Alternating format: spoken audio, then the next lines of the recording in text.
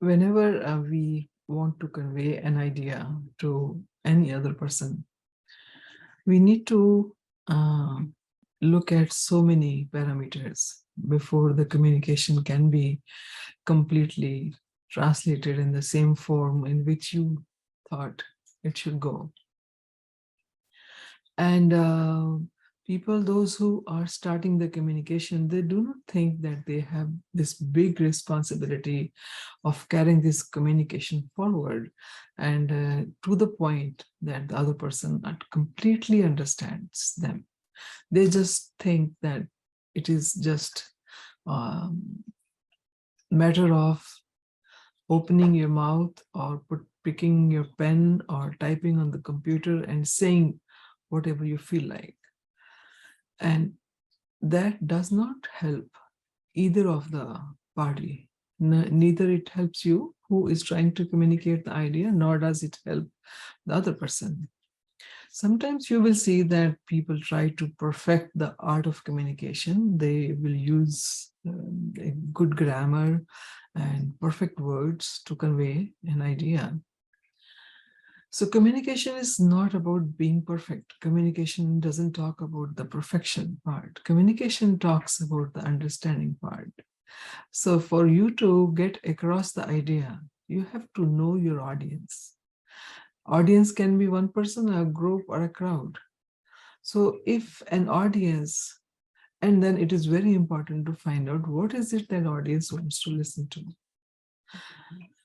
It does not matter what is it that you want to tell, because in case what you want to tell and the audience doesn't want to listen, before you get to the point where audience gets interested in listening to you, you find out something common between both of you.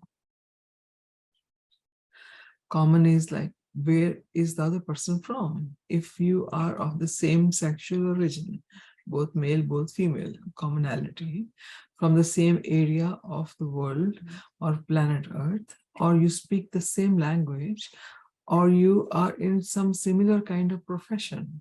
So pick something which brings the commonality between the two parties.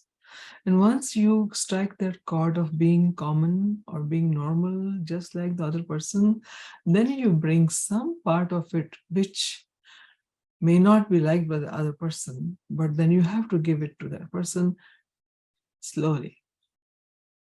After establishing that commonality, now you start passing on piece by piece your idea.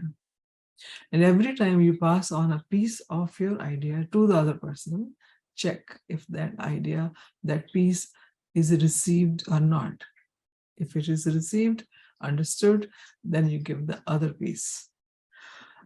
So these are the different pieces of a puzzle which you have to put it together across with someone else, not with your own self. So idea is great.